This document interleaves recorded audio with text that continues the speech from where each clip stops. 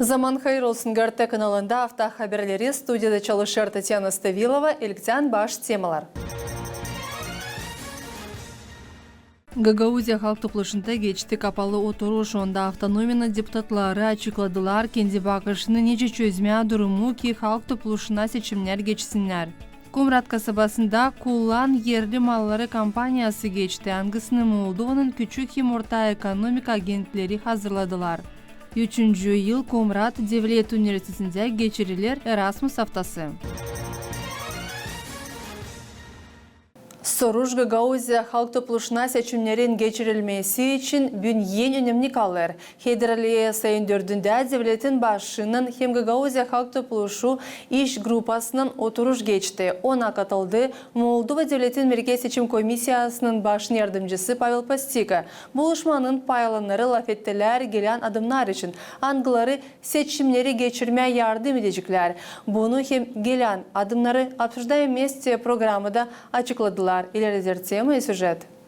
Гагаузия халк топлушун башын ишин япан Николай Орманжы обсуждаем вместе программада хаберледі они иш группан булушмасы geçti iyi uğurda. Onun laflarına göre Гагаузия halk topluşun hem parlamentin merkez seçim komisyon temsilcilerin aralarında var anlamak nice ilerleme ileriye doğru ki bu anlaşılmadı kişileri aykırılama. В пятницу мы соберем в неформальной встрече. Cuma günü biz geçireceğiz deputat korpusundan görüşmeyi nerede açıklayıcı soruşları, angıları ileri bakıldılar. Görüş pek faydalıydı. İsterim söylemeye Гагаузия halk topluşun hem parlamentin merkez seçim komisyon temsilcilerin aralarında var anlamak nice ilerlemeye öteye doğru ki bu anlaşılmadı kişileri aykırılama. ЦИКом и нами по преодолению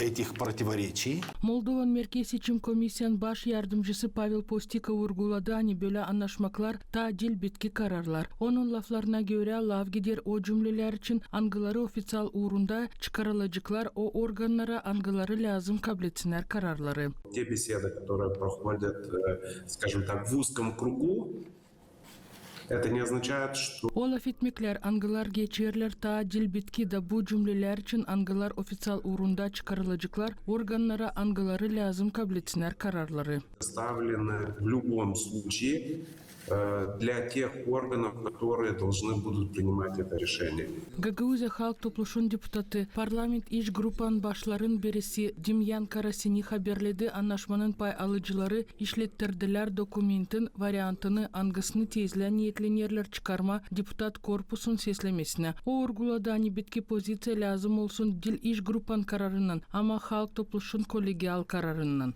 Мы наработали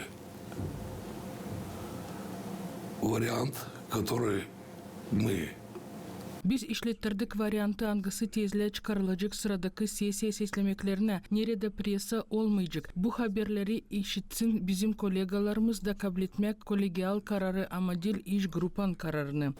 для того, чтобы это было коллегиальное решение, чтобы это не было решением рабочей группы. Mayın 8'inde Гагаузия halk topluşun deputat korpusu toplanacak presasız. Burada niyetlerler açıklama hepsi nüansları çıkarılmış variantı da belli etme ileriki adımları angılar lazım kursun hepsi şartları ki avtonomiyada seçimleri geçirme.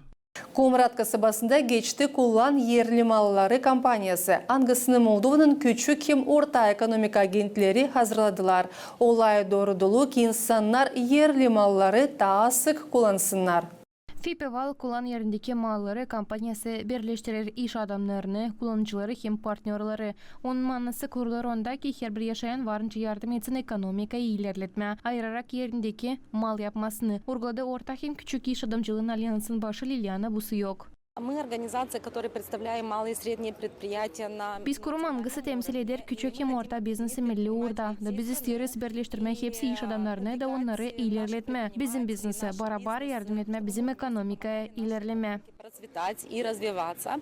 Vice-premier infrastruktura hem regional ilerlemesinde ministr Vladimir Bola urguladı ani ortak hem küçük biznesin ilerlemesi çok önemli. Hangisi oynar büyük rolü devletin ekonomikasında. На мой взгляд, является одной из важнейших событий для маленьких. Benim bakışıma göre bu önemli olayların birisi küçük biznesin tuturmasında. Niçinki açınla federasi ekonomika piramidası için da sağlıklı piramidanın temelinde lazım olsunlar küçük iş adamları. Bunun için de laf edeceğiz bugün hem yeni kolaylıklar için tutturmalıyını böyle iş adamlarını. Экономики маленьких производителей на уровне наших населенных пунктов.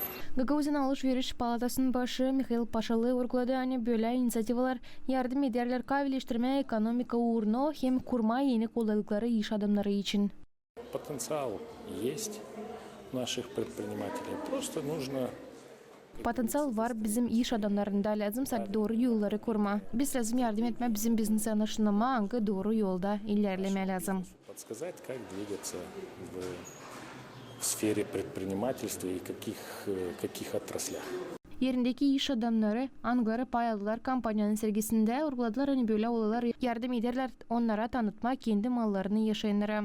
Чем больше ярмарок, тем больше люди будут знать, что Ne kadar daha çok sergi, o kadar daha çok insan anlayacak. Hani var kişiler, angları işlerler, hem isterler çalışma onun için. Hani varınca yaşama, hem işleme, kazanma, evde. Sanırım hani bu en önemli. Zira açın gidersin sınır aşırıya orada değil senin evin. когда едешь куда-то за границу, там не твой дом. Sistem söyleme, hani bizde bir ben işlerim topraklarını kaldılar benim anamdan babamdan. Ben yaparım şarap, çok yıl. Onlar yaparlar, diyadla yaparlar, babam benim yapardı şarap. Ben düşünüyorum ne kadar daha sık ne kadar asli. Çünkü bu işler insana dini çok iyi. Kampanyanın sınırlarında da geçti mahsus buluşmak yerindeki iş adamlarının doğruluğuna ki yardım etme onlara ekonomika zorluklarını geçme, yeni koşullara sınaşma, tanıtma kendi mallarını onlar daha uygun olsunlar kullanıcılara deyini. 3. yıl sıradan Komrat Devlet Üniversitesi'nde geçirilir Erasmus haftası. Bu yıl toplantıda pay aldılar Türkiye'nin türlü üniversitelerden 25 öğreticileri, Komrat Devlet Üniversitesi'nin öğreticileri hem halkla arası partnerler. Temi ilerleder Polina Barbova. Erasmus programması genişlediği akademik olaylıkları hem integrasiya Avrupa öğretmek sistemasına nişanladı Komrat Devlet Üniversitesi'nin rektörü Sergey Zakhariya. Bu çizgilerden Komrat Devlet Üniversitesi her zaman hazır bağlantıları tutma başka devletlerin üniversitelerinden. Bu haftadan göre biz nasıl görüyoruz? Görüyoruz hani bu profesörler hangisine geliyorlar açık ders veriyorlar bize, bizim gençlere, bizim öğreticilere. Onlar önemli niye deyin? Bu yeni praktikler eğitim tarafında kaliteli oradan bunları bizimkiler de görüyorlar. Ama bu programlar hangisine değişim programları çok önemli bizimkilere de, bizim gençlere, bizim öğreticilere, bizim talebelere, bizim studentlere. Şimdi biz 2 hafta bizimkiler bulundular Türkiye'de, geldiler oradan, birkaç üniversiteden Avrupa'dan. Bu güzel bu projeler bağlı kendi bütçesine. İnsanlar gittikçe gördük ana iyi işleri, iyi keyifleri getiriyorlar kendi ana toprağına gösteriyorlar. Biz ileride orada bu işleri ilerleyeceğiz, devam edeceğiz. Bu güzel bağlantıları ileride kuracağız. Bugün 48 tane üniversite Türkiye'nin bağlantılımız var. Ama çalışıyoruz bu projeleri ilerleme başka da üniversitelerin. Şimdi geçen hafta güzel bir üniversitenin bir proje kuruyoruz Kore'nin, sonra Kitay'ın hem başka devletlerin. Biz çalışıyoruz hani Komrat Devlet Üniversitesi arasında dil sertliğim oldu onun içinde.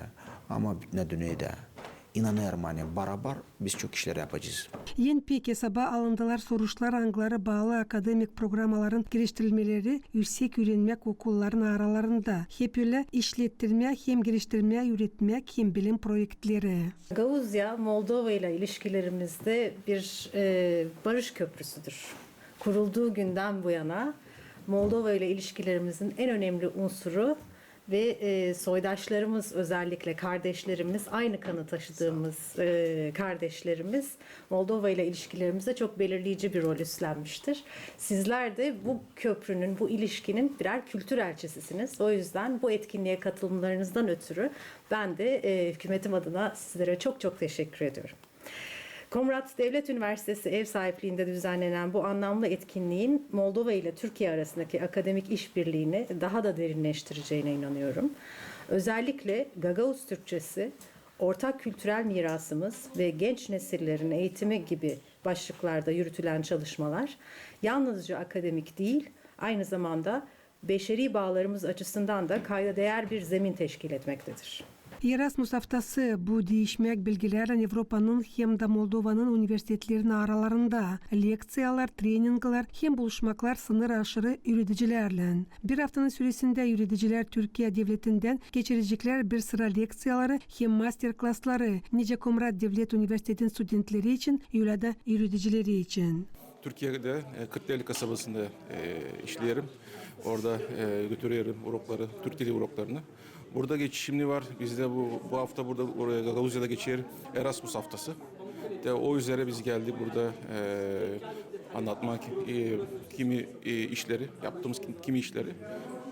Ben anlatacağım burada Gagavuzca'nın ne durumda hali bakacağız. O üzere konuşacağız. Gagavuzca'nın gelecekte nasıl olacak? Ben bir perspektifle bakacağız. O üzere anlatmaya geldik. Burada Türkiye'den var farklı üniversitelerden insanlar geldi anlatmaya. Gagavuzlara değin, Hederlez'e değin. Hem geçecekler burada bazı urokları, anlatacaklar kendi işlerini. Düşünüyorum ben pek ıslah olacak bu işler. Gagavuzlara olacak büyük faydası bu işin. Komrat Devlet Üniversitesi'ne ilk defa geliyorum ve Erasmus kapsamında bugün buradayız. Nece anlaşıldı Erasmus programına göre bugün katılırsınız Komrat Devlet Üniversitesi'ne. Ne istersiniz belirtme, tanıştırma bizim yaşayanlara? Ne soy programı? Evet, biz bu program kapsamında Alanya Latin Keykubad Üniversitesi'nden 4 hocamla birlikte geldik. İşte Fırat Hocam, Yakup Hocam ve Eren Hoca ile birlikte. Bugün burada tabii o işbirliğini arttırmak için Gagavuzya bizim için kıymetli. Aslında baktığımız zaman hem aynı kökenden gelmemiz hem Türk kökenli iki aslında milletin bir arada olması açısından Komrat Devlet Üniversitesi'ni önemsiyoruz. Komrat'la ve Gagavuzya ile olan ilişkileri önemsiyoruz. Bu kapsamda işbirliğini arttırmak için aslında bugün buradayız. Yani hem uluslararası anlamda birlikte akademik düzeyde neler yapabiliriz, hem kültürel anlamda bölgeyle birlikte hangi çalışmaları oluşturabiliriz. Çünkü Gagavuzya da bu noktada önemli kültürel miraslar taşıyor. Fazlasıyla aslında güçlü bu noktada. Hem işbirliğini daha farklı alanlara da taşıyabiliriz. Öğrenci değişimleri, onun dışında işte lisanssız düzeyinde öğrenci karşılıklı, yüksek lisans, doktora düzeyinde öğrencileri biz burada biz kendi Alanya'da misafir edebiliriz. Onlar burada misafir edebilir. Hem idari anlamdaki işbirliğini arttırarak aslında daha büyük işler yapabilir miyiz akademik düzeyde? Onu konuşmak için bugün buradayız. Türkiye Ulusal Ajansı destekli Erasmus K171 projesi kapsamında şu an Türkiye'den 25 öğretim üyesi hocamızı üniversitemizde ağırlıyoruz. Şu an Türkiye'den 48 üniversiteyle anlaşma mevcut ve bu anlaşmalar çerçevesinde de Türkiye Ulusal Ajansı destekli projelerle, yine üniversitelerin bilimsel araştırma projeleri, destekli projelerle hocalarımız, öğrencilerimiz bu programlara katılarak üniversitemize geliyorlar ve burada gerek Gagavuz diliyle ilgili, gerek Gagavuzların kültürel kimliğiyle ilgili, gerekse çeşitli geleneksel ritüelleriyle ilgili çalışmalar yapıyorlar ve bu şekilde Türkiye ile Moldova arasındaki eğitim diplomasisine de katkı sağlamış oluyorlar. Bu çalışmaların devamı için elimizden ne geliyorsa yapmaya gayret ediyoruz. Gerek Türkiye Cumhuriyeti Kişiler Büyükelçiliğimiz olsun, gerekse de Türkiye Cumhuriyeti Komrat Başkonsolosluğumuz olsun. Burada Gagavuz diliyle ilgili yapılan çalışmaları destekliyorlar. Bizler de onların direktifleri doğrultusunda Gagavuz Türkçesi ile ilgili neler yapılabilir? Bununla ilgili çalışmalarımızı yürütüyoruz. Erasmus haftasının açılışı Komrat Devlet Üniversiteti için halklar arası akademiya hem bağlantıların bir payı. Ne söyler üniversitetin aktif katılması için Avrupa yürütmek programalara. Polina Barbova, Sergey Georgiev, Artem Topal, GRT Haberler. Borçu köyünde yol infrastrukturası yenilenir, lav gider, merkez hem küçük ara sokaklar için ne türlü işler yapılır, bunun için korespondentimiz Zinayda Kanser anlatacak. İnfrastrukturun ilerlemesi hem yenilenmesi köy kuvvetlerin öncelikli işlerinden biri. Borçu köyünde son yolların yenilenmesine önem verilir. Köy yaşayanları diğerler aynı değişilmekler iyi tarafa artı görünürler. Tutayım hakkında biz burada çok ayakkabı bozduk. Yer kere topa çıktı da ben savaşadım bulmaya başka yerlerden yandan gitmeye. Lazım olsun öyle yollar hani insana olsun nerede gezmeye rahat hem de duyma hani sen de lazımsın bu köyde ince insan. Şimdi silah yol pek gider. İleri Şibönköy'de o da su yıkadıydı aşağı. Yama oldu. Gelemezdik ki ben aşağı. Çamur değil ama şörünü. Dağdırıt maşinalar bütünle. Şimdi приятно aşk gezme. Хотя бы белый вариант düzeltmeye buradan. Te улица Первомая yaptılar silah yolu. Hepsi bilet gene. Bile yaptılar iki sokağı. Ну, saçan yollar silah самому приятно. Например, я сейчас еду в садик. И это очень... Ben düşünüyorum ki bu yolu boşuna yapmadılar çünkü şimdi ben uşağı yaslaya götürüyorum ki bu çok kolaylık verir mahsus kış zamanı. И потом еще и грязь bывает. Burada yol pek prosto. Плачевный yoldu. Şimdi yaptılar молодцы. Ну güzel. Одним словом çok değişildi. Yollar yapıldı. Ну, благоустройство olay köylerde серьезный. Yol oldu silah. Kolay gezme, pek kilin gezme. Oldu şauk, svet oldu. Svet var. Hepsi oldu. Благодаря примару. Geçen yıllarda köy kuvvetleri yol düzülmesine başka türlü yaklaşmaya başladılar. Borçu primarı Sergey Tukan'ın dediğine göre öncelik sade merkez sokaklara değil küçük sokaklarda da verilmeye başlandı. Geçen yıldan başlayarak köyde karar alındı ki küçük sokaklarda da asfalt koyulacak. Kimi yerlerde de taş döşeme kullanılacak. Şimdi biz bıldırkı решение советлен taş bıldırkı değil ta 24. yılda biz bunu nesettik hani çıkarız ara sokaklara da genişliği ara sokakların 4 metre bundan oldu решение hani geçme ile asfalt Brama bu çakıl yolları çünkü çakıl yolları da yaparız. Bizim paramız o Dorožny fonddan прекрасно biz anlayırız hani o paralar bize yetmiyor. Geçen yıl köyde yakın 1 kilometre yol için bir proje gerçekleştirildi. Bu işler için baştan 1.900.000 lei ayrılmıştı ama tenderden sonra sayı 1.700.000 lei'ye kadar düştü. Finanslamak çeşitli kaynaklardan gelir hem yol fondundan hem de kapital investisiyalardan. Priman laflarına göre yerli bütçetinde finans çok yok. Onun için kuvvetler devlet hem Avrupa programalarına aktif katılırlar. Proyektlerden nereden biz realizovat edeceğiz hangi proyektleri onun için biz dedik hani bu yamaçları nereden çakılları alıp götüreyim çukura dini onları biz geçeceğiz yavaş yavaş asfalda ile brushatka yönümüzde bu yıl çok bekleyiz önemli bizim bir projektimiz hani yazıldı 7.700.000 üstüne. O projekte bekleriz. O gide bizim Respublikanski nesneden bütçetten bir de kapiyakamız.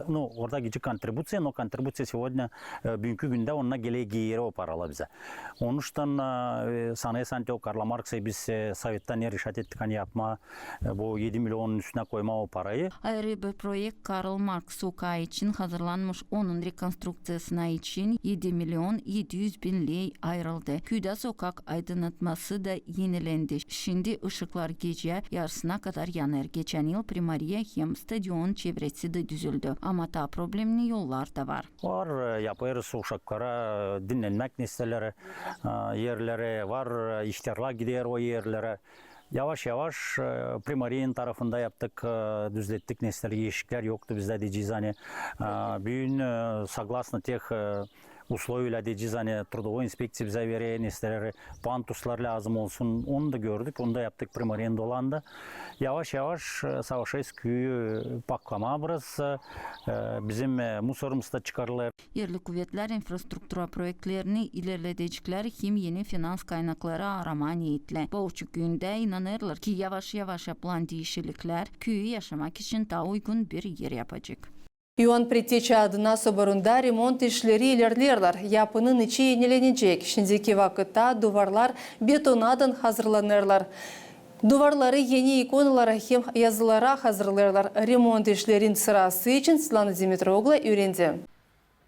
Kurumlu duvarlar, çatlaklar, eski yazıların düşmesi belli edilirler saborun içinde. Bunlar hem başka sebepler duvarların kompleksli hazırlanmasına işleri getirdiler. Boyalar hem yazılar küblelerden, duvarlardan hepten alınırlar, dışpaklovkayı sürerler işçiler. Söyler saborun kleri, протоиерей Василий Каракальчев. İkonostaz bizde уже Allah'ın ardından değiştirildi çoktan.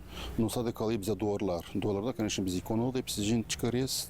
То есть olacak hepsi yeniden ince lazım olsun. İçine уже bize bitki kilisede olduğu remont ikonalara olduğu 98. yılda daha rahmetli Ateş Süleyman Açan Yaşarkan'ı. İlk etapı hangisi işçiler lazım bıraksınlar düz pak duvarları. Nerede уже yüklüyorlar, o yazıcılar, hani ikon yazıcıları ona gelecekler de üstüne уже çelikçiler yapmadı o büyük ayozları, ikonaları.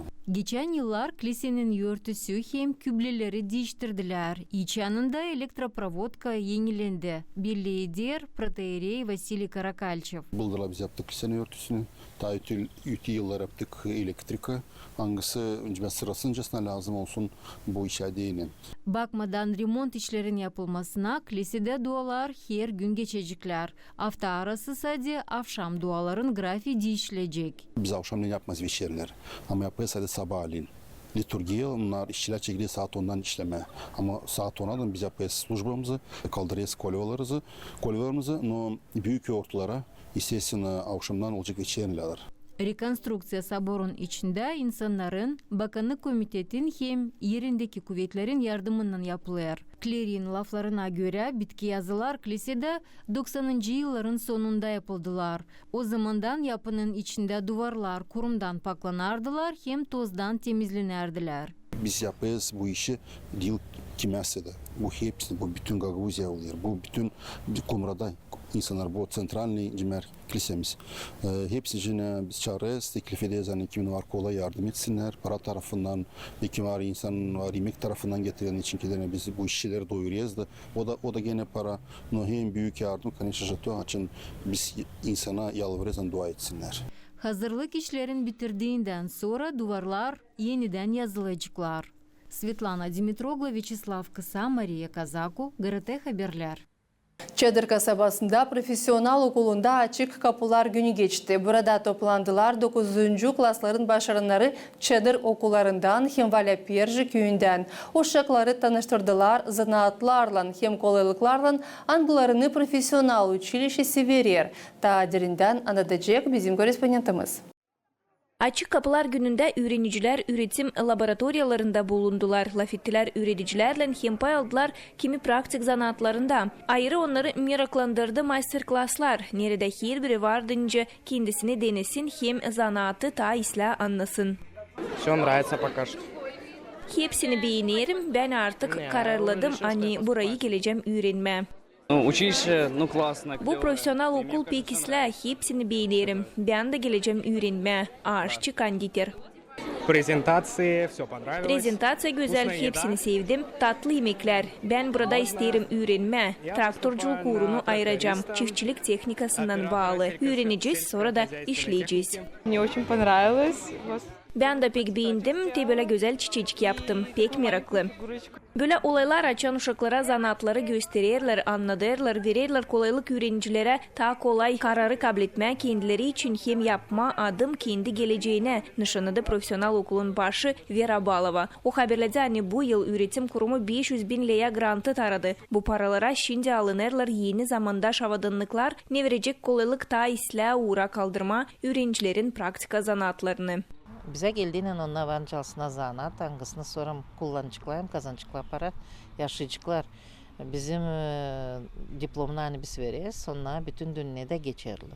Bizim çocuklar çoğu bularla iş kendi ekonomik agentlerde angıları şimdi bizimle beraber yürüdü onları.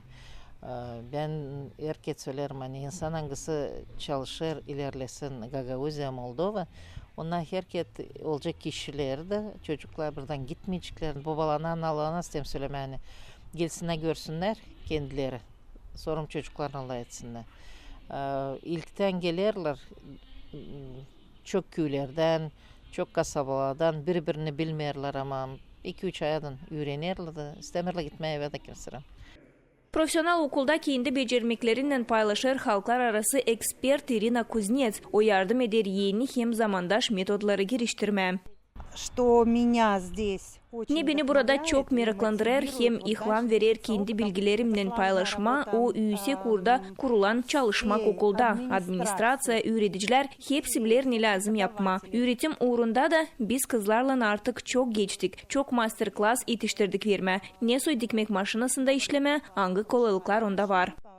Bugünkü günde çadırdaki profesyonal училищесі teklif eder, başarınlara 14 zanaat, doğal öğrenmeyi giriştirir, verir studentlere stipendiya, yaşamak yerlerini, kurar üysek koşulları bilgilerin hem zanaatların kaliteli kabul edilmesinden. Anna Karapira, Leonid Arfanos, GRT Haberler. Mayın 9'unda Moldova'da nışınayıcılar 2 yurtuyu. İkinci Dünya Cengin kurbanların anmak gününü hem Avrupa gününü. Bugün bizim misafirimiz Komrat kasabasının primarı Sergey İliç Anastasov. Onunla biz laf edeceğiz bu 2 yurtunun manası için. Sergey İliç çok sağ olasın. Sen geldiniz bizim stüdyamıza da varınca bugün açıklayasınız kendi bakışını bu 2 yurtuya. Hoş buldunuz bugün stüdyamızda. İsterim başlama bugünkü programı ondan ne size diyeni mayın 9'u. Biz nişanladık hani bu 2 yurtu. Size diyeni bu günün önemli nede? Biz bugün şan 30 yıldan ziyade hep gideriz o gün. Çiçek koyarız. Bizim daha ileri doğru dildim. Primar bizim fabrikamız vardı. Bize fabrikada yerimizin organizasyon yapardı. Biz gelerdik. Oraya bugünkü günde geliriz, hem de geleceğiz de bugün savaş, dünya savaşı bu ne zaman halkın bakarla hangi nasyonalisti var da ona göre insanı öldürürler. Bu en kötü iş ne oldu 2. savaşta. Bakarlar kim o gün kim o doğmuş hani Rom, kim doğmuş Evrey. Onları buna göre öldürürler. Böyle iş dünyada yoktur oldu. Hani adam dil kabatlı niye doğmuş vardı çok konslagerler. Bu insanla önce hayvanla o zaman hepsiciklerdi. Onun için de bütün dünya o zaman kalktı. Bütün dünya vardı 60 devlet. Bu 2. Dünya Savaşı'na 60 devlet katıldı.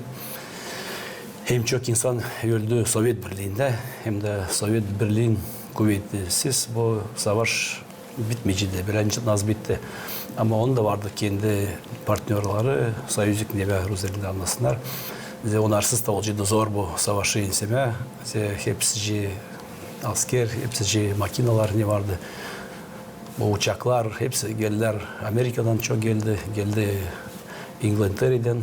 Bu Atlantik'te geçerdi hepsi bu gemiler. Onlar hepsi getirirler yardım Sovyet Birliği'ne o zaman.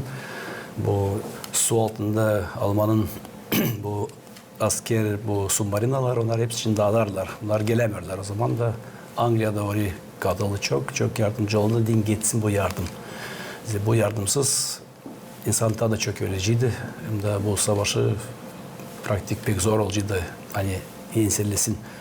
Da dünya kurtulmayacaktı bu işten bunca deme Cuma 20. Bu büyük beladan. Beladan. Bu pek büyük bela vardı. Bakarım bugünkü günde var hep dünyada böyle işler olarla. Ama bugün konuşacağız biz. Siz 81 yıl geri bitti bu savaş. Siz açıkladınız o olayları. Şimdi de varınca mı açıklayasınız? Sizin bakışınıza göre hangi ders biz varınca alalım o olaylardan ki onlar ileri doğru hiç olmasınlar. Hangi en önemli dersleri varınca anlama bu işlerden? Bizde lazım şimdi din usulluk olsun.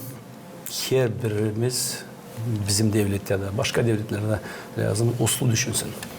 Kendi fikri lazım olsun, sadece usullukta. Kavga işte lazım yapalım. Yakışarsa da hani kavgasız bir şey geçsin. Hani bu işler olmasınlar, bu işleri biz lazım yapalım. Hem de lazım dua etmeye Allah'a ya böyle işler oldular hani Sovyet Birliği'nde vardı çok gençler hani kiliseler yıkıldı, çok işler oldular hani dil de lazım olsunlar bu işler. Burada önce deme Allah oldu bir tarafa bu işlerden açın olarlar. Sonra ilk kere kendi Cumhurbaşkanı Sovyet Birliği'nin o ilk kere dua verdi Allah'a 1941 yılında açan faşistler yaklaştılar Moskova yakın. O zaman ilk kere verdi dua. Da o zamandan da gitti kendi savaş gitmeye geri. Yavaş yavaş bu işler. Onun için de savaş bu bir cedeme pek kötü bir iş hani var. Ama her zaman lazım dua etme Allah'a da bu işleri din olmasınlar ileri doğru. Dem olma yakın Allah'a. Bu usluluğu hepsi insanlara dini korudular veteranlar. Şimdi onlar için lazımlı hatır güderler mi kuvvetler hem ne lazım tabii ki yapmak ki bu insanlar duysunlar o saygıyı hangisi lazım olsun bu dünyada. Bizde veteranlar az kaldılar. Bizde komratı şimdi hiç yok var. Bizde kaldı insan kim koydu bizim bu monument tankı var. Ona biz şimdi hep bir kedi vereceğiz. Ama o savaşı geçirmedi, o kendisi koydu bu monument din olsun, hani insanın akıllarında tutsun bu işler. Bu hepsi ne oldu? Hepsi akılda tutma hani olmasın diye. Yani insan onu der, insan bence çok işler unutsun. Unutsun açlığı, unutsun 2. Dünya Savaşı'nı, unutsun çok işler, onun arkasına böyle işleri o bence gene gelsin. Ama aklımızda var, biz çocuklarımıza bunları gösteriyoruz. Bu kötü vakitler hani geçmişler o zaman çocuklar da işleri düşünmeye başka türlü. Hani ne lazım bize o kadar insan ölsün. Bu dünya güzel, dünyada var başka işler güzel. Savaş bize de lazım. Onun için de bu ne biz yaparız bu paratları çıkarız saat her 9. May biz çıkarız saat 9'da primariyeden politika bir şey yapmıyoruz. Bize bugün dilem olsun politika. Ben bu işleri hiç bilmiyorum. Bugün lazım adam susar kana. İçinde bu işler geçsinler. Büyük laflar dillen sönülsün bugünler. Niçin sizin bakışınıza göre dil lazım olsun bugün politika sadece usluluk için insanlar laf etsinler? Niçin bu önemli? Çünkü görürüz hani pek sık Mayın 9'u için var türlü politika bakışları da bu bakışlar mahsus tartışmalara da getiriyorlar. Niçin lazım? Bunlar da ben hep sevmedim. Bizde Komrat'ta da 2 yıl bizde monumentin yanında yaptılar politika. Bizim monumentin yanımızda yoktur olduydu politika. Kim de olmasıydı bizde burada primar mı, başkan bizde yoktur olduydu politika. Her zaman ben tutarım aklımda ta 2010. yıl, 5. yıl her zaman sırayla giderler, çiçek koyarlar, 2-3 laf söylerdi primar, başkan, halk topluluğunun başı da bunda hepsi biterdi. Akşam da yaparlar konser hani önce deme insan duysun hani bu savaş insinildi hani yok işte böyle kötü bitti bu kötü önce deme zamanlar. Onun için de bu politikacılar kim karışır böyle bu büyük bayrama doğru yapmıyorlar. Bu kendi halk gider. Kendi halk, kendi biz yaparız organizasyon her yıl. Ama hiç kendim de sevmiyorum. Açın bu günü bakarlar önce katma politik tarafına. Kendi hani onlar için seçimde hayırsınlar lazım söyleme o işleri hani Beckham'da hiç içinde o adamın hiç yok o politiğin. Onun içinde bunlar hiçbir şey yok. Ama o söylemekte söylüyor onlar. Yani onu lazım seçsinler.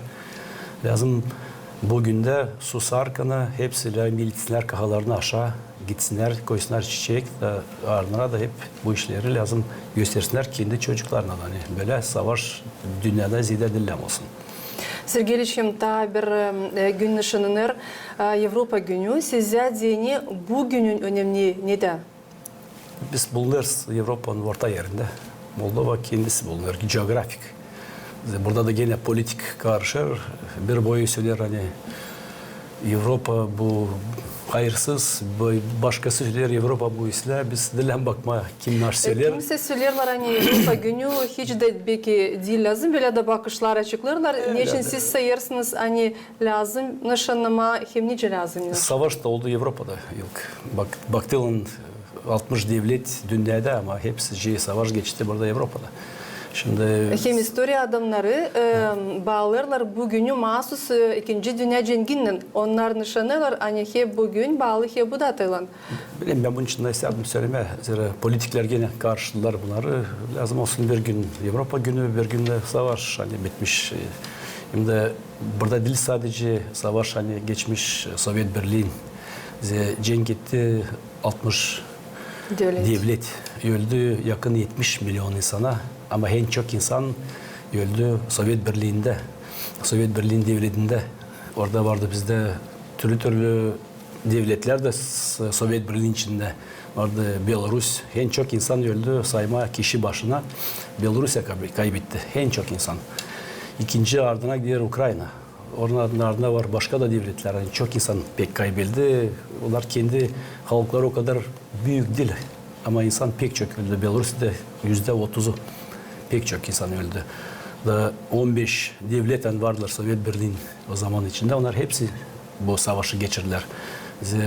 Sovyet Birliği o büyük hani kendi coğrafik büyük devlet. Onun beterine de bu Almanlar o zaman iyi sevmediler. Zaten pek büyük coğrafikti. Hem de yardım da geldi bütün dünyadan. Kendi kendilerine Almanlar pek kuvvetlendiydiler. Daha 1939 yılında çıktı ikinci savaş.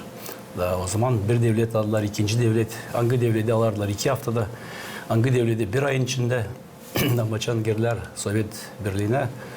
Belki ilk 2 ay hızlı gittiler ama sonra onları durguttular hem de kış da durguttu. Kış pek soğuk, kışlar onlar bu işi hem de çok da yardım geldi, yardımsız. Bu zor olacaktı. Bu kadar 4 yıl savaş gitti. Yardım bütün dünyadan geldi. Gene koalisyeler vardılar. Kalıydı kendi kendisine Sovyet Birliği olacaktı zor. Siz açıklarsınız bu olayları ki insanlar anlasınlar hani. Biraz historia tarafından da öyle 2. Dünya Cengi kurbanları anma günü hem Avrupa günü hep bağlı bir olayla 2. Dünya Cengi'nin. İnsanlar anlar kana, insanlar da belki elin. Biz de daha çok bakırlar hani 9 savaşın sonra hani gitti bize Gagavuzya'da. Ki bu data yapmasın öyle ki insanlar dağılırlar ki bu datalar birleştirsinler hep cümleyi. Sizin bakışınıza göre bu yılların süresinde insanların bakışı değişir mi bu dataya? Oysa insanlar hep o kadar birbirini biraz anlamırlar hem daha tartışmalar var. O kadar anlamır, daha var tartışmalık. Politikler yaparlar bu işleri her zaman getirirler insana. İnsan onun ardına tartışılır aralarında. Bakarlar hangi gün Avrupa günü 9. May. Biz gideriz, buraya da gideriz oraya da. O önce deme biz aklımızda tutalım. İkinci savaş bitti. Bizde o kadar çok insan öldü. Biz bu yok nasıl gitmemeye bugün.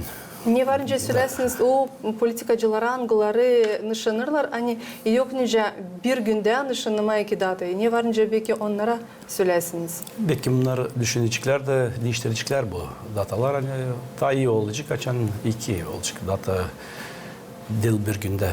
Ama böyle düşündüler hani bir günde de biz yetiştireceğiz gitmeye. Buraya da gideceğiz oraya da. Problema yok. Bunda da görmüyorum hiç. Ama yıl biz saat 9'da her zaman gideriz. Monumenta da ilk önce 9 May bizim için savaş bitti. Daha çok insan kendi canlarını insanın kendi canlarını kaybettiler bu savaşta. Biz bunu lazım tutmaz ya bu önemli değil sadece Sovyet Birliği için ama bu bütün dünya için. Bütün dünya bu. Bak Çin de cenk etti burada. Orada da 15 milyon öldü insan. Çin'de de her tarafta bütün dünyada Japon, Kore'ye bu dünya savaşı. Hani değil sadece bu savaş bizde var. Sergeyliç bu olaylar için biz daha sık işleriz Mayın 9'unda. Belki lazım daha sık yapma türlü olayları ki insanlar bilsinler bu data için, onun önemli için hem sebepleri için. hem ne sizin bakışınıza göre varınca yapsınlar yerli. Belki burada bizim kasabamızda kuvvetler siz ki insanlar daha çok anlasınlar bu olaylar için. Bizde yapılırlar. Şimdi Komrad'ın da 23 Ağustos'ta hep hani o zaman da yaparız biz. Salyut da güzel bayram. O günde olur. Başka günlerde var. Çok olur böyle. Bilirim hani autonomiyanda kuvvetleri her zaman çoktan da 10 yılda önce 15'te. Bizde burada sanırım hani bu işler unutulmuşlar hiç. Zerim ne kadar biz daha ileri giderdik bu paratla. Şimdi insan da çok oldu. İleri olma 20-30 yıl yönünce insan daha da az vardı paratlarda bu 9. Mayda ama bir vakit hiç yapılmadı paratlarda.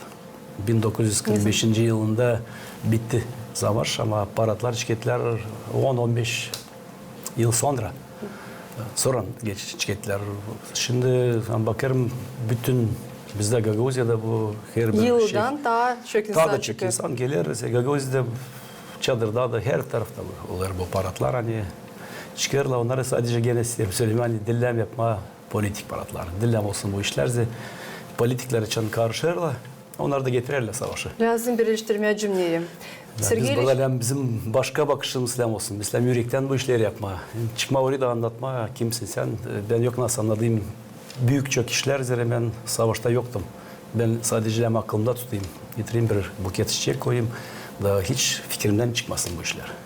Sergey İliç, bu insanların arasında var mı daha çok genç insan? Çünkü önemli ki değil sadece yaşta bulunan insanlar anlasınlar bu yurdun manasını ama gençler de katılsınlar.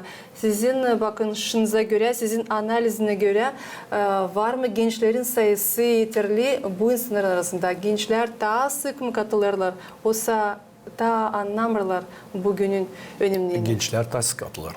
Biz görüyoruz hani okullardan da her taraftan bizde paratta gençler de çok var. Sizin bakışınıza göre ne için bu lazım olsun böyle? Unutmasınlar. Bu işler dillem unutulsun. Politikler de dillem değiştirsinler bu historik tarihi bizim dillem değiştirsinler. Onlar nasıl var da öyle de lazım olsun. Doğru olsun. Doğru olmadan bu işler dönerle gir. Biz insanız bir yılk hani biz lazım doğrusunu söylemeye. Ne vardı historiada onu da lazım gösterelim. Historia biraz karışıktı o vakitlerde. Biz dönmüyoruz şimdi 1939 yılına geri. Çençiketi 2. Savaş. Biz önce demeye o zaman Sovyet Birliği'nde yaşardık. Bizim için onun için de her zaman derler 41. yıl, 45 yıl. Ama bu baktığın bütün top bu gider bizde 1939, 1945. Ama bizim için gider 41-45. Dünya için ziyade gitti savaş. Çok devletlerden bizden çıketmedi savaş. Savaş çıketti Polonya'dan. Onun ardına Finlandiya vardı çok devletler. Bunlar da lazım biz göstermeye historiyi doğru. Lazım burada politikler çok kötü işler yaparlar. Onlar böyle çeviriyorlar, karıştırıyorlar. Sonra da biz bir parat yapıyoruz burada hani insan kendisi onlar orada da politik yapıyorlar. Orayı da bayraklarla çıkarıyorlar. Bizde bu 2. savaşta sadece vardı kırmızı bayrak başka bir şey yoktu. Kırmızı bayrak siyah oldu. Başka bayraktan orada kimse gitmedi. Orada yoktu. Lentaçka bir şey yoktu. Bu gene bir tarih. Doğru bu. Hani kırmızı bayrakla olsun. O zaman vardı Komünist Parti, sevmiyorsam o zaman vardı o parti. Da o parti yenseydi savaşı. Siz söylediniz niye insanlar çıkardılar o zaman da bu olaylara hem nice şimdi çıkarlar. Önemli burada nişanlama ki insanlar bilsinler önemli kuralları ki onlara koyulmasın ceza. Çünkü biz biliriz hani var önemli kurallar, onların her bir insan lazım hesaba alsın. Varınca mı bunun için söylersiniz? Biz lazım gitmeye açık yürekle ama varsa kanun Moldova'da hani biz bakarım biraz Rusya'da orada yok lentaçka. Onlar var kendi simbolü. Onların var ki resmi bir işlem ne var onlarda orada ama görmedim ben orada. Lukashenko'da kimse de var kendi devletin simbolü. Biraz Rusya kaybetti %30 en çok insan orada öldü. Ama kendi simbolünü kullanıyorlar. Moldova'da lamusun kendi simbolü. Her bir devletin var kendi simbolikleri. Ama hepsi için simbolü bir yerde bu kırmızı bayrak. Bu hepsine. O zaman vardı bir büyük devlet. O zaman vardı bir parti, vardı bir bayrak. O bayrakla insan giderdi bu savaşa. Bugünkü günde ceza kabul etmesin insan, onlar değil, onlar giyinsinler diye sorum. Gelir büyük cezalar. Biz geçen yılı bu kim giyindi bunlar, onlar hepsi kabul ettiler ceza da sorum, hep sordular bize ama ben yönünce söyledim hadi. Hem de ondan da niye giyineceksin, giymeyeceksin bundan önce demesen yürekle git oraya. Bir buket çiçek al da oraya git. Başka Moldova'nın var kendi sembolü, Gagauz'un var kendi sembolikleri. Bizim var kendi bayramımız. Biz onu varınca büyün koyma kendimize de gitme. Küçük yaptılar onu, o da güzel diyor. Leman çadır da yaptı. Geçen yıl güzel yaptılar. Kendi sembolikleri insana koydular. Güzel bir ördek. Sergeyliş, göreriz hani yıldan değişir insanların bakışları, değişir kurallar. Kimi insanlar anlarlar, anikana göre lazım yasaba alma bu kuralları, angıları tabii ki daha değil kayıl bununla. Ama hep o kadar kuvvetler açıklarlar, niye lazım yapma, hem ne değil lazım yapma. Ama var da tartışmaklar da cümleden nece siz söylediniz. Nice görürsünüz bu günü belki 5 yıldan sonra, 10 yıldan sonra hem cümlenin bakışını nice görürsünüz? Sanırım hani aynı imparator olacak. Kimse bu unutmayacak. Ama bu simbolikleri yavaş yavaş kendi beğenersin kendi devletini, sen kullanacaksın kendi simboliklerini. Başka simbolikler bize de lazım. Bizde daha bir sıra söylemeye vardı. Kırmızı bayrak başka bir şey yoktu. Kalanı hepsi politika. 1981 yılından o zaman nasıl 2000 yılından bu lentalar şirketler koyma. İnaş 1945 yıldan 50-60 yıl onları dillemle kullanma. O dil doğru. Niye kullanıldı Sovyet Birliği zamanında o dilemde kalsın. Ama 1990'cı yıllarda dağıldı Sovyet Birliği kimse lenta kullanmadı. Onlarda politikler girdiler de etiketli kullanma, lenta, başka şeyler. Bizim devletimiz. Biz burada yaşarız Moldova'da. Bizde o lem olsun örnek Belarusya bizim için. Onlar kullanmıyorlar. Onlar kendi bu işte kullanırlar kendi simboliklerini. Bize az simbolik mi var? Bizde var autonomiya simboliklerimiz yok. Burada var biz halkız, ilk. Bizden daha da çok bizim simbolikleri kullanma. Bizde de Gagauzların içinde çok insan savaşa gitti. Çok insan cenk etti. Hani demeli daha salarlar Gagauzları. Ama hep kadar vardılar. İlk savaşta da ikinci savaşta da vardılar insan. Onun için de biz bir taraftan demeye durmadık bu. Moldova kaybetti 60.000 kişi bu savaşta. Sergeyliç, bugün sizde var kolaylık danışma hepsi insanlara. Hangi laflardan istersiniz danışma hem veteranlara hem bugünkü yaşta bulunan insanlara hem gençlere de? Ben kutlarım bu günün. Her birine isterim adayım uzun ömür, sağlık. Bakma hani hepsini yapma hani savaş olmasın. Biz her birimiz yanında durar arkadaşınız, ananız, babanız her zaman lazım uslu konuşma, hiç dillem konuşma biz hani lazım savaş yapma. Bir yerde gidermiş savaş bu pek doğruymuş, savaş değil doğru. Savaş doğru bak diyor insanlar için kim o savaşı çekittirir. Onların çocukları orada sorun gitmerler. Onlar başka yerde bulunurlar, iyi yerlerde. Ama insanlar kim hani fukara hani başka onların çocukları giderler savaşa da her tarafa ama politikler bu savaşı getiriyorlar. Onun için de oğlum biraz daha atent, hani da seslemiyoruz hepsi bunlar söylerler. Her zaman dua edin olsun dünyada usluluk. Bu iş mesajını isterim bugün hepsini kutlayayım. Unutmama bu günleri hani oğullar. Onlar bizim için olsun bir örnek gibi. Hani niye dil lazım olsun bu dünyada? Dil olsun savaş. Şükür ederim Sergey İliç. Bugün bizim stüdyomuzda bulundu. Kumrat kasabasının primeri Sergey İliç Anastasov lav gitti. İkinci Dünya Cengi'nin kurbanların anma günü için hem Avrupa günü için onların manaları için. Şükür ederim hem sadece başarılar size. Sağ olun. Kazıya köyünde Ayaz Georgi adına kilisesi kendi kurban yortusunun ışığınadı. Sabah elinden yortulu liturgiye geçti. İnsanlar bugün dua ettiler sağlık, usluluk hem uygunluk için. Tadirinden Anna Karapiri. Kazay gün yaşayanları bu büyük yortuda kutladılar, biri-birini buluştular. Hısımlarla koruyup hem ilerledip yevelki adetleri anne kalmışlar dedilerden. Pek bekledik, Geyderlezi bekledik, pek silah yoğurtu, sağlık için kurtarmış bizi, kilisecik onun adına yapılı. Pek bir sevindik bu yoğurtuya geldik. Atmışat edelim bugün, kutlayalım görgeleri, kimin ayuzlu günleri, hepsinin olsun sağlıkları, bojda korusun, hepsinin bütün dünyayı mir olsun sanmayı, mir olduğunu sağlıkta olacak sanayım hani. Pek işler seviniyiz, pek kilisemiz var, insanlar da işler, popazlar da işler. Yerindeki kuvvetlerin azaları musafirler hem yaşayanlar urguladılar hani pek önemli koruma ruh hem kultura zenginliklerini. Kazayak gün metininde kendi kurban, kilisenin kurbanını ama o geçe bir kahırlı notada çünkü bizim protoieri Adets Nikolay geçinde de bizim bu hramın çok onun izinden çekitmişler oldu. Ta 1989'dan açıldı bizim kilisemiz hram bir yerden. Teok kanununa göre ince o götürdüğü işi biz de savaşı için öteye doğru götürme. Onun için ona anlayız böyle günde şükür edeyiz. Söyleriz hani ne o bize verdi, ne veriyor bize bütün pravoslav, Hristiyan kilisenin kanunları biz onu öteye doğru da götürelim. Hani köyümüz öteye doğru yaşasın, insanına olsun sağlıkta, hayırlılık olsun, bereket hem kısmet. Kilise yoğurtusu her bir kazayıklının canında ayrı bir yeri kapılır hem her yıl birleştirir kişileri türlü yaşlarda nişanadı Gagauzya Halk Topluluğu'nun deputatı Alexander Dülger.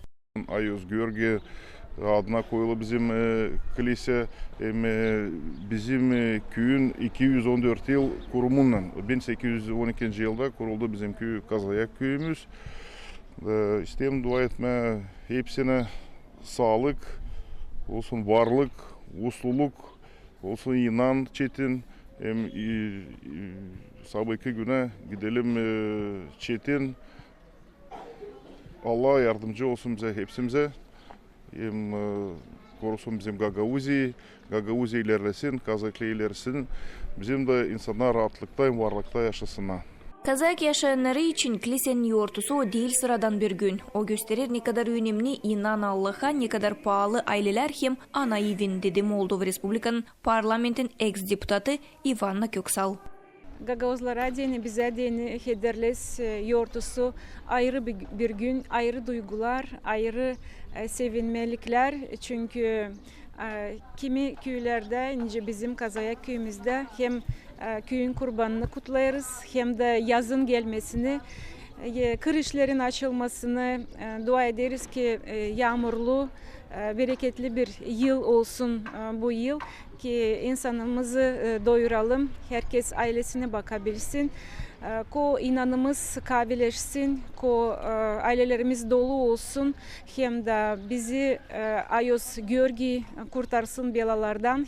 Yaşayanlar sayarlar anne Kazak'ta kilise yoğurtusu verdi kolaylık birleşme, dua etme hem sayma adetleri angları evlat boylarına geçirirler. Anna Karapira, Leonid Arfanos, GRT Haberler.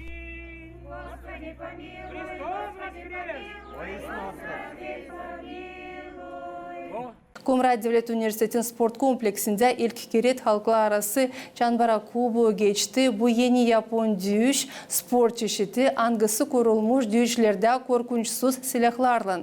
Turnira Moldova'dan hem Rumuniya'dan sporcular geldiler. Çambara yarışmalarına 4 komanda katıldı. Komrat Devlet Üniversitesi'nin 2 komandası Moldova Devlet Fizkultura hem Sport Üniversitesi'nin komandası hem Rumuniya'nın Ekologiya Üniversitesi'nin komandası. Katılanlar kendi aralarında yarıştılar gösterip kendi teknikasını, dedi Rumınia Çambara Federasya'nın prezidenti Gabi Oanca. Çambara bu 21. asırın sportuydur. Hangisi da ilerleyecek. Neden? Çünkü bu spor hatasız, yaralanma yok nice. Bu spor bizim sağlığımıza fayda getirir. Bir de önemli moment, bu unikal spor çeşidi hem biz onu beğeniriz çünkü o bir oyun gibidir.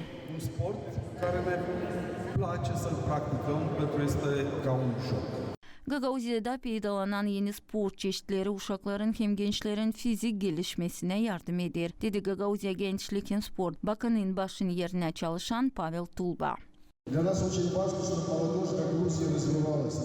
Bizim Bizim için pek önemli ki Gagauzya gençleri ilerlesinler her bir yolda, kulturada, bilim uğrunda, sportta, yaratıcılıkta. Belli ki herkesi futbolu sevmez, herkes güreşmeye de çekilmer. O sebepten ne kadar çok spor çeşitleri olursa o kadar iyi gençlere hem uşaklara değine. Hazırlayıcılar nişanlarlar halklar arası kubon geçirilmesi spor bağlantılarını kavleştirirler hem gündüzü spor düşlerini gençlerin aralarında geliştirirler. Nişanladı Komrat Devlet Üniversitesi'nin Milli Kultura Fakülteti'nin dekanı Aksana Kurteva. Bana dini büyük koduluk bulunma burada nice oluşun hazırlayıcısı hangisi lazım birleştirsin genç olanları kim ister tarama, aktif yaşamayı götürmeye, kavleştirmeye spor ruhuna. Yarışların çıkışlarına göre birinci yeri Moldovan Fizkultura hem Sport Üniversiteti'nin komandası aldı. İkinci yerde Komrat Devlet Üniversiteti'nin Yuridik Fakülteti'nin komandası yerleşti. Üçüncü yeri Komrat Devlet Üniversiteti'nin Milli Fakülteti'nin komandası hem Rumınya sporcuları böldüler. Hepsi katılanlar ödülleri kabul ettiler. Komandalar kubokları kazandılar. Hazırlayıcılar halklar arası Çambara kubonu her yıl geçirmeye planladılar. Çambara bu yeni Japon dövüşü hangisi birleştirir fiktavani elementlerini, reaksiya çabukluğunu hem taktik düşmeyi. Siz seyrettiniz Hafta Haberleri programmasını kalın sağlıcakla hem sadece iyi haberler size.